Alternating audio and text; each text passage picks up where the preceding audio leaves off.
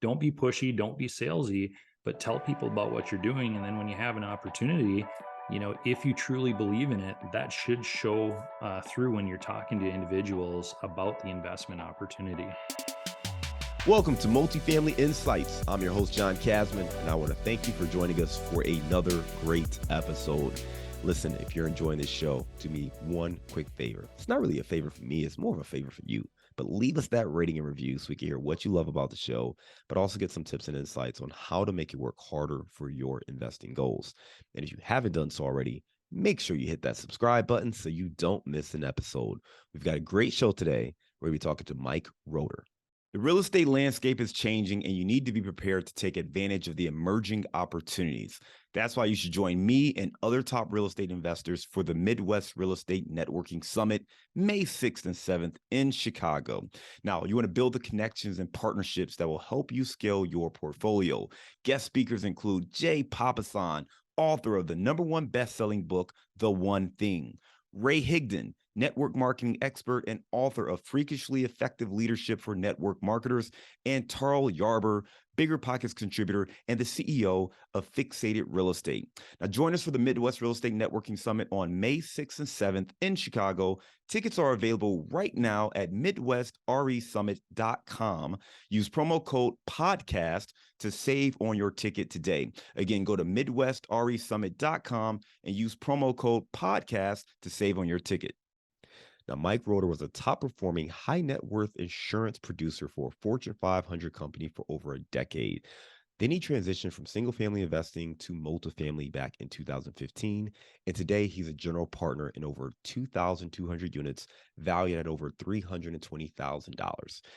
Did I say 320,000? I meant $320 million. All right. Now, he is the co-founder of Granite Towers Equity Group, a real estate private equity firm, and he and his business partner focus on acquiring and managing multifamily apartments. With that said, let's welcome to the show, Mike Roeder. Thanks so much, John, for having me on. I'm excited to be here. Absolutely. Hey, Mike, I went over your bio at a very high level. Take 2 minutes and fill in some of those gaps. Sure. So, jumping into real estate, I got in 2008, house hacked my first rental house. I'm up here in central Minnesota. So my girlfriend, she's now been my wife for 13 years. And I purchased this 4-bedroom house. We rented out 3 of the bedrooms to our buddies. It was pretty close to college. And we fell in love with the cash flow. We were cash flowing nicely, didn't have to pay any of the bills because the rent was paying. And that is when we got hit with the real estate bug. So what we decided to do is we turned that into a full-blown rental. We bought a few more rental properties.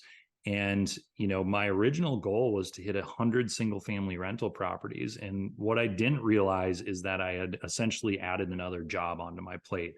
So I was driving, an hour and a half commute to my corporate job. I was an insurance producer, like you mentioned, hour and a half back. And then after work, a lot of the days I was driving another hour to where my rental properties were, doing the maintenance, leasing, evicting tenants, all the fun stuff that you get to do when you're self-managing, properties. And the problem with single families, at least for me, was you couldn't cash flow if you put a property management company in place because the fees were so high. And also, I was doing all the maintenance just so I could, get that cash flow on the monthly basis. So that's where I, decided, hey, real estate, I know it's a great avenue to build wealth and passive income, but this isn't working for me. So I made the switch over to multifamily. I got educated. I partnered up with my now business partner, Dan Breezy, who had been buying multifamily for a few years. And we decided to go into business together and jump into multifamily to, get the economies of scale, place third-party management. So that way we weren't doing all of the ins and outs every single day. And, we've been able to scale quite significantly over the last 7 years since we started in multifamily. Yeah, man. I mean, that story is a familiar one, right? You had the beginnings as a house hacker, you and your girlfriend buying that 4-bedroom house and renting out the other bedrooms and then turning that into a rental. We started with a house hack too, so I love that strategy. We bought a duplex, so a 2-unit, lived in 1 unit, rented out the other unit. So it's a great way to get started, especially if you don't have a whole lot of money. So it's a great strategy. From there, you got the bug. You said, okay, this is working nicely. Let's buy some more. You got this goal of buying 100 single family properties. Realize that with a full-time job, You were driving all over the place, and you actually had created a part-time job for yourself. How many single-family houses did you have at that point before you made that transition into multifamily? That's a great question. So it took us about 4 years to accumulate three single family rental properties. So it wasn't a significant portfolio. So this is 3 properties you're driving all over the place to E- try to handle. Exactly. And there was Imagine times where you 100. right, exactly. And there was times where, you wouldn't have too much going on for a week, but then all of a sudden you'd have a washer or dryer that Yeah. breaks or a plumbing issue, or you'd have a terrible tenant that you placed and it could wreak havoc on your life. So yeah, it was definitely an interesting situation only at three rental properties. So like you said, I can only imagine when you get up to 20, 30, 40, 50 if you don't have the right systems in place. Yeah, and I think the thing that's really interesting is that, we start out and, whatever you're exposed to is what you know. And again, house hacking, one residential home or 2 to 4 units. So you think, okay, to scale, I just need to buy a lot more of these, right? So let me go out there and do more of that. And then as you start to scale, you start to realize, oh man, this is a lot of work. I'm running around. I'm going to Home Depot all the time. Like I literally know the people at Home Depot. Like this is a problem, right? So you're running around, you're doing all this kind of stuff, and you realize you actually just signed up for a part-time job. And most people get into real estate to have that freedom, the flexibility, the ability to go out and have more time for yourself. And you end up spending more time running around, being a maintenance person, being a property manager, and not necessarily doing what it is you signed up for in the first place. So you had that epiphany early on. I mean, a lot of people they don't realize it until they're 10, 15 units into that lifestyle, but you kind of realize it after a few units and found your business partner. Talk to me about that. What was it about this individual where you said, you know what, I think together we can make a good partnership and grow a business together? That's a great question. So we had been friends for, oh gosh, about a decade or so, very good friends. And we were both highly motivated, very driven. My business partner he was a professional snowboarder for about 13 years. And that's how we got to know each other was in the snowboard industry. We were both trying to go pro. He ended up going full blown pro for 13 years. I ended up going back to college and, getting an insurance and a marketing degree and got into the corporate field. But as far as picking a business partner, for us, it was, do I trust this person significantly? So is there a significant amount of trust? Do I know that they're ethical and that they're going to do the right thing all the time? And then also, if a problem arises, are they going to get heated? Are they going to blow up? Are they going to walk away from it, or are they going to dive in and are they going to solve the issue, with a level head? And Dan hit all three of those. We had a great relationship already, and then also we had complementary strengths as well. So Dan is great with people. He's great forming relationships. He's great at motivating people. Whereas myself, I focus more on the systems and the numbers. That's really my strength. So we looked at that as well, and it all fell into place. I think those are some great insights of what it takes to build a great partnership. First of all, you talked about kind of a long history, knowing each other for, 10, 13 years prior to even getting into business together. Him both having a passion for snowboarding, which is kind of how you initially connected, him kind of going off and doing his thing, you kind of going back to college and figuring out your own corporate career. But both of you are in the or in the real estate space. You focus on single family, him starting to get into multifamily and then coming together. And you called out a couple of things that I think are worth repeating. So, one, do you trust them? Is there a deep level of trust with this individual? Two, are they ethical? Are they going to do right by yourself and all your partners? The third thing you talked about is when problems arise, will this person roll up their sleeves and be calm and find a solution? Or are they going to point fingers and blame and, cause a ruckus at things that go wrong? You talked about complementary skill sets as well, which I also think is a great component. But I want to go back to that third point because obviously, if you've known someone for a long period of time, you may have a good sense of how they react to conflict. But a lot Mhm. of times people don't know that, particularly when they're entering into a new partnership, because you haven't seen somebody, face bad times or face conflict and get a sense of how they react.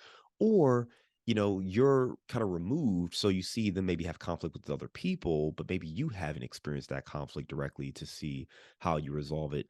How do how do you think about it? And when you talk to other people, how can you figure out whether or not this potential partner is the kind of person that handles conflict the way that you can build and work on? Is there certain questions or certain things you can look for? How would you try to figure that out if you didn't know that person as well?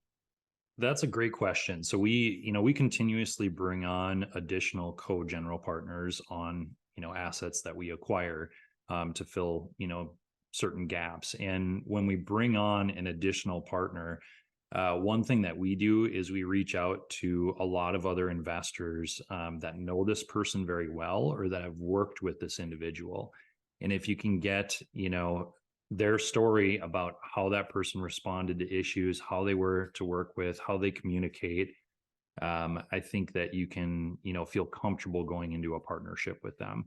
Now, on past deals, there's been a couple of deals a while back where we jumped in, to a great asset, and we had a larger team, and we had individuals that we didn't know significantly well, and everything has worked out well. However, looking back, I think we would have done it differently and partnered with other individuals. So I would just say, if you're jumping into real estate, it's a long-term game. You're probably going to own that property for, probably 3 to 10 years. And so it's very similar to a marriage. So just make sure that you're doing your due diligence on that person. And not only that, just make sure that you have a really good gut feel. I feel like Dan and I are able to tell almost instantly if we're going to, be able to work with this person well, and that we're going to enjoy working with them. So make sure that you pay close attention to that. If there's any red flags, it's probably a good idea to run the other way. Yeah, man. I think too, when you talk about the red flags, it may even just be a sign of pause, right? It doesn't mean you should never work with that person. It just may mean Yep. you need more information. Maybe you should watch and see a little bit longer or get more information, right? And that can help you make the right decision as opposed to just reacting and jumping in right away. You talked about trying to ask other maybe investors, what was your experience like with this person? Mhm. Are you asking for their referrals? So are you reaching out to this person and saying, hey, give me 3 referrals? Or how are you actually finding these people who they've done business with to ask them those kind of questions? Yeah, that's a great question. So typically, the partners that we're bringing in on our deals are part of larger groups that we're a part of. So we Okay. know the people that they're partnering up with. We have some sense of you know their personality and how they've done in the past. So that helps out substantially. But if you meet someone new and you don't know anyone, that's partnered with this individual or that's invested with them, certainly ask for referrals and reach out to those people, have a conversation over the phone. And, one of the questions that we ask in that circumstance is, what would you like to see done better by this individual? That way you're not Mm. really throwing them under the bus, and they can open up and say, hey, we wish they'd communicate better, or, we wish they do better in a situation where an issue arises. And I think you'll get an honest answer if you ask it that way. That's a great question. What would you like to see this person do better? Asking where you can improve or asking how that person can improve will give you more of a fair assessment of maybe their strengths and their weaknesses, particularly if you ask multiple people and they all tell you the same thing. That may give you a really good sense of what to expect. And maybe it's not a bad thing. It just gives you a sense of, oh, okay, maybe we should either help this person there or we shouldn't give that person too much in that space because that may not be their strength, right? And we all have our strengths and weaknesses. So it's good to kind of identify some of that up front. That's exactly right. You couldn't have said it better.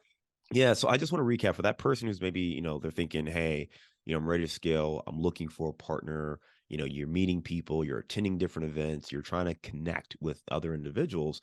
A couple things to think about. So, one, build a relationship with that person. If you're trying to expedite that getting to know you process, talk to the people who've worked with them, talk to the people that they've done business with, and try to get a good sense of maybe their strengths, their weaknesses, their core values, all those kind of things. It's going to give you a better indication of who they are, how they're going to operate, and whether or not you guys are going to be a fit working together. And then I do want to come back to that last point you made before about the complementary skill sets.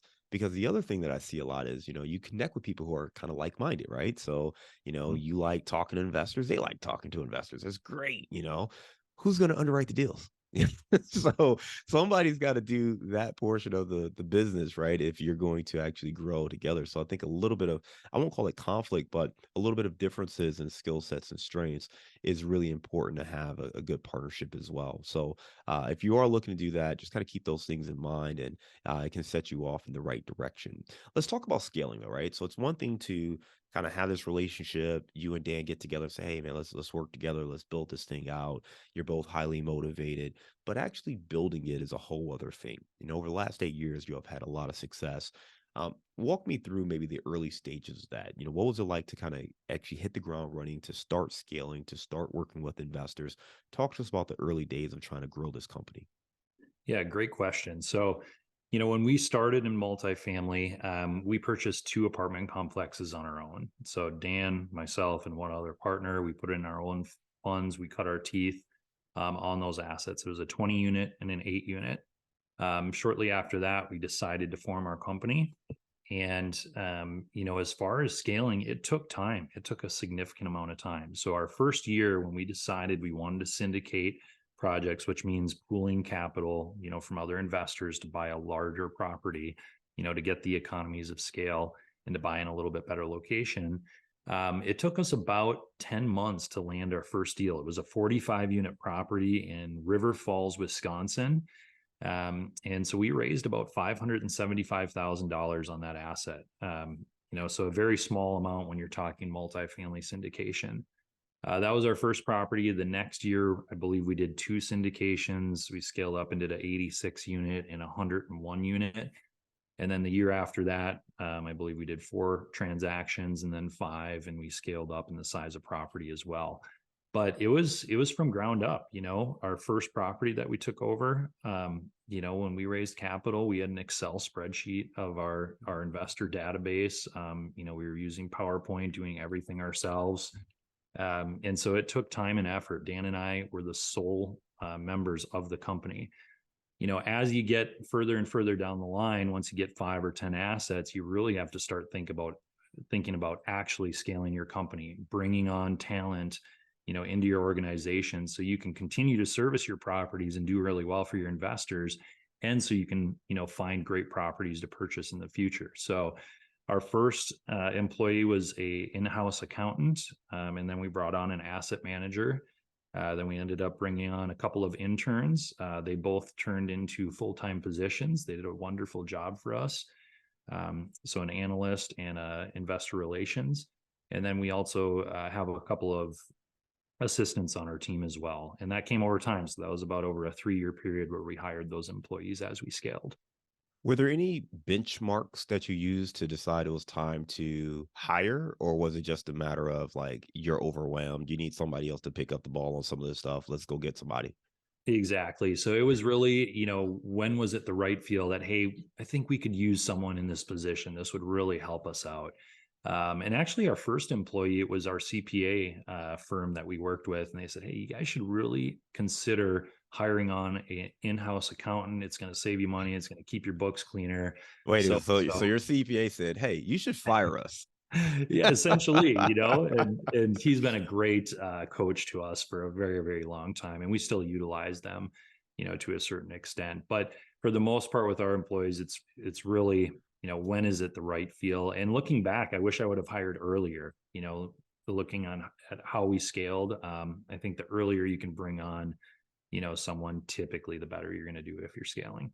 Yeah, I think it's really cool to hear you talk about scaling and those early deals, right? And what it took to get the ball rolling. Mention that 40 some unit as the first syndication, then getting an 80 some unit deal, then getting that 101 unit deal, and then being able to start to get the ball rolling and building out this company and hiring employees.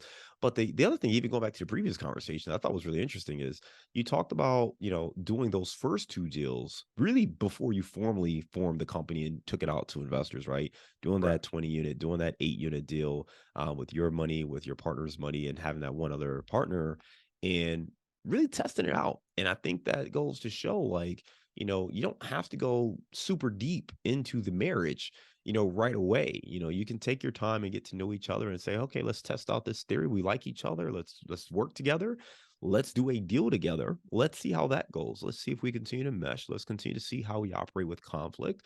And if that goes well, we can continue to scale. And I think that's a great blueprint for anyone looking to scale is don't be so quick to form a company with someone and excel and grow, but then you realize that you're actually not aligned and maybe your goals aren't really together. And now you're operating where you're trying to break up this company and you've done everything that way and it's a little bit harder. So I think there's some really good insights on maybe starting small with each other, test out that relationship, grow it, go through that dating phase and actually get together. But then before once you get to the point where you like it and you think that, hey, we can build this thing, we can do this together, then you can start to formalize things a little bit more. So really good insight. I think that's a great lesson for anyone who's looking to scale in that capacity.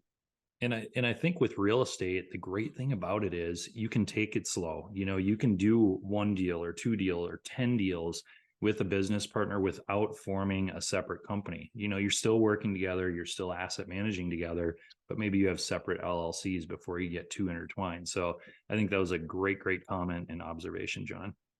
Let's talk about the asset management side of things, right? So obviously you don't scale to this size of portfolio without being able to Mhm. oversee these properties and make sure that they're delivering and executing. Talk to us about asset management. What's your approach to that, and what makes you a little bit different or unique in the way you operate?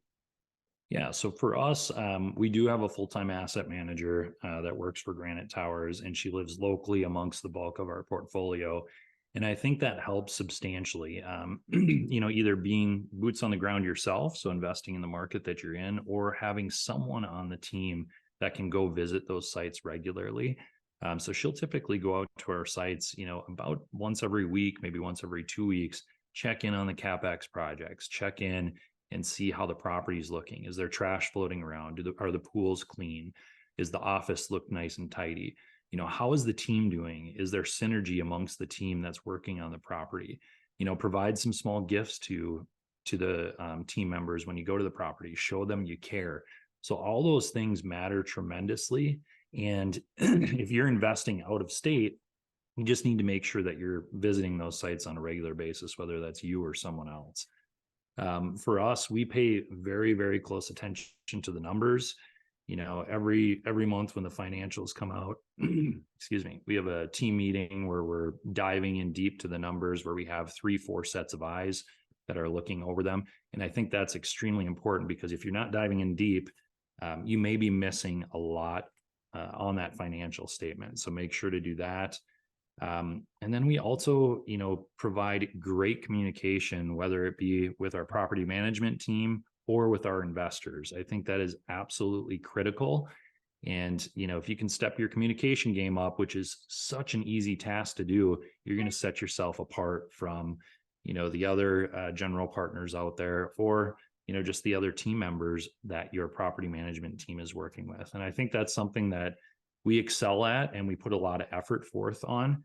And especially with the property management team, if the property manager and the on-site manager and the regional and the head of the company really enjoy working for you or with you, they're going to push that much harder to bring success to your property. So that's crucial as well. No, it's great insights right there. And to clarify, do you use third party management or in house?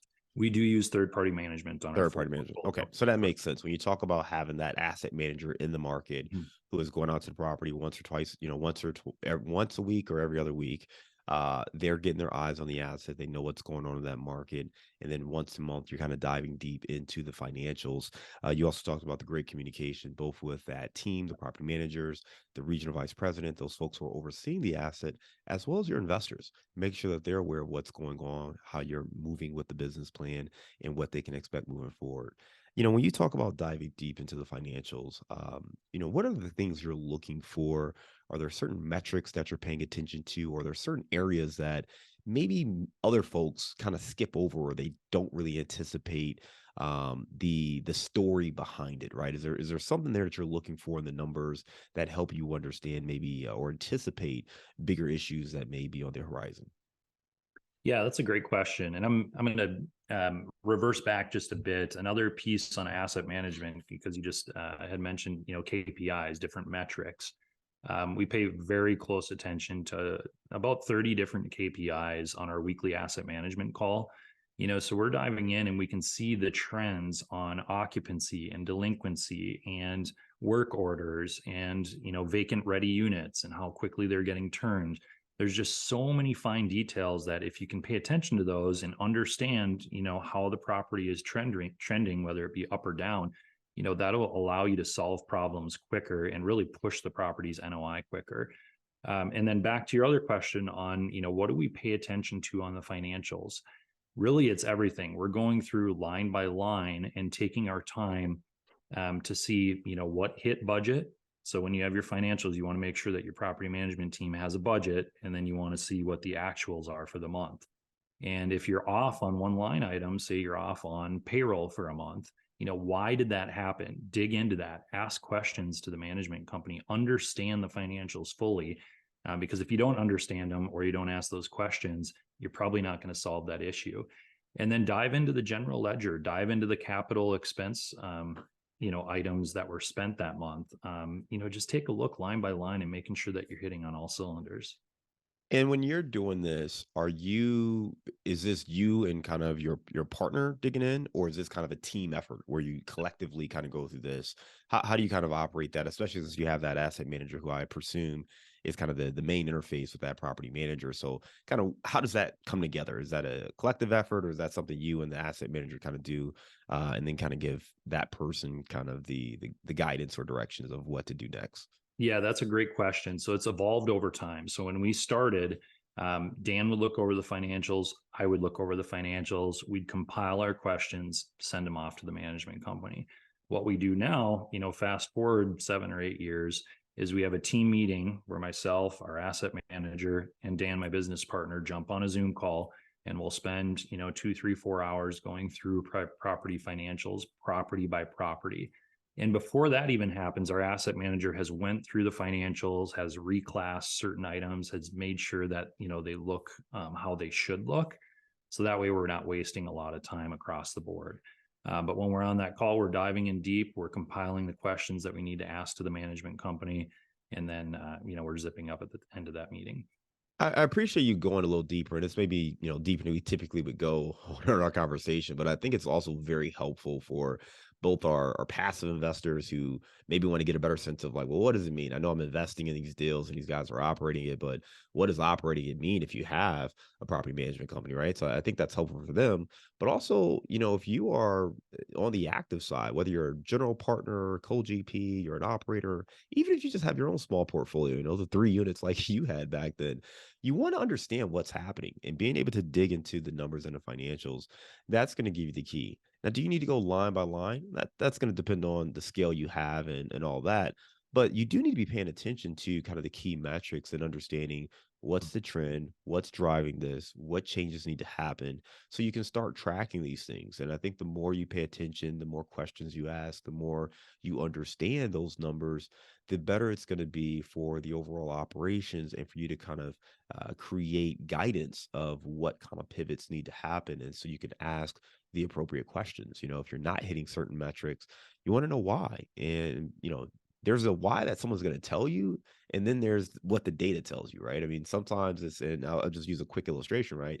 But let's just say, vacancy is up, and you expected occupancy to be at 93 or 94%, you're at 89. Well, why? I mean, listen, the property manager may have one reason why, the leasing agent may have a different reason why, your asset manager may have a completely different reason why, but it's in the numbers somewhere, right? If you can look into it, I mean, you may be overpriced, you may be, maybe you need to do some concessions. There could be a host of different things. Maybe you're just not getting enough traffic, but you've got to dig into the numbers to really understand what's going on. So, just from that standpoint, I mean, you elaborate just a little bit more on, kind of some of the things that you're looking for, maybe some of the things you're able to catch by digging into the numbers that maybe the other team members, I don't want to say miss, but maybe they're not as aware, and you're kind of catching this as you've got more experience and you see more deals. Yeah. So say you're looking at the financials and, you have a certain landscape budget, maybe 4 grand a month, and the property is spending $500 a month. If you're out of state, you might not know that that property is not being well kept. Dive into that. So not just if the numbers are higher than budget, but also if they're lower than budget, that might be a red flag there. Same with payroll. What's going on with payroll, what's going on with vacancy, what's going on with your delinquency. That's a huge one, especially in today's day and age when cost of living is so high. If you see delinquency creeping up, what's the problem here? Are we not placing qualified tenants? Do we not have a strict policy in place where we, serve a notice after a certain period of time? Are we not door knocking? So all of the numbers matter, and each line item I think is really important, especially in the expense and the income portion. And then back to your question about what other metrics that do we look at. when we're looking at our weekly call spreadsheet, we're taking a look at our 60-day trend. Where are we trending and why? We're looking at our occupancy. We're looking at, how many vacant units do we have and how quickly are they getting turned? We're looking at our delinquency. When COVID was happening, we were looking at rent relief. How many applications do we have out for rent relief, and how many funds, have we received? Do we have the proper systems in place? So there's a lot that you can do. Again, there's a lot of other metrics that we take a look at as well, but those are some of the main ones. No, that's great insights right there. And if you're an asset manager, you may want to play that portion back, because I think there's a lot of great nuggets and a lot of great knowledge in there that you can apply. And there's probably something you're not doing, or at least something you could be doing better based on some of the stuff Mike just mentioned. Let's move on, Mike, because in order to grow this portfolio, you have to work with capital. You're going to have to raise money or bring that money from somewhere. You all have raised over $100 million for the portfolio you have today. Talk to us about that process and how has that changed over the years? Yep. So it started organically. We were, networking. We were telling people about what we were doing. And we were able to drum up interest along the way for our deals. And again, we didn't start out raising $100 million. We started out raising $575,000 for our first deal. And that first deal in Wisconsin, we were able to kick out about a 75% annualized return over 3 years. And so it was a nice little home run. And why I say that is, if you can continue to do well on the deals that you do, focus on operations, and make sure that they're performing very well, you're going to have a lot of referrals along the way. And that has really ramped up for us over time, is the amount of investors that are referring, other investors to us. But raising, $100 million, I think there's a few things that you need to do. You need to communicate. You need to communicate well. So figure out why multifamily is a great asset to invest in, or whatever asset class you're going into, and communicate that with others. Don't be pushy, don't be salesy, but tell people about what you're doing. And then when you have an opportunity, if you truly believe in it, that should show through when you're talking to individuals about the investment opportunity. And then also paint a clear picture. I think that's something that we excel at, is just laying everything on the line. So when we do an investor webinar, we have everything about the deal. Also, stress testing it, showing people what could happen if, certain things don't go as planned. And if you do that, I think you can build a tremendous amount of trust with investors. And that's how you're going to, raise funds and get people to, invest into your projects. I love it, Mike. Listen, if you want to learn more about Mike and some of the projects that he and his team are working on, you can check them out at their website, granitetowersequitygroup.com. We'll make sure we link to that in our show notes. Mike, we're going to go to our round of insights. Ready? I'm ready. Give me a failure or an apparent failure that set you up for later success. Yeah, great question. So I would say we had a failure a couple of years back with a management company where we were seeing the red flags. We thought that we might have to make a management switch, but we crutched it along for a significant period of time because we thought we could fix the problem. And it made issues worse with the properties that they were managing. We ended up switching management companies. But looking back, if you have some red flags or you have some issues and you can't solve them in a reasonable amount of time, move on and put someone else in place, or put a new team member in place, or what have you. Give me a digital or mobile resource you recommend for your business. Yeah, great question. So a couple of digital resources. We use ALN. We also use CoStar. Also industry reports like Marcus and Millichap and CBRE. They all have great industry data that you can utilize to really dive into the details. What's a book that you've recommended or gifted the most in the last year? I would say Shoe Dog. It's a fantastic book about creativity and drive and motivation. It's something that I read recently with my 10-year-old daughter, and she absolutely loved it. So I think you can get a lot from that book. It's been one of my favorites. What's a daily habit that helps you stay focused on your goals? Daily habit, I would say one of the most important things is both eating healthy and then also working out every day. I've noticed I'm a lot more motivated and happy throughout the day if I can get into the gym right away in the morning. So that's something that I do every day. Give me your number one insight for multifamily investing. Number one insight for multifamily investing, I would say know, like, and trust the general partner that you're investing with or the partner that you're bringing onto your team. I think that is absolutely crucial.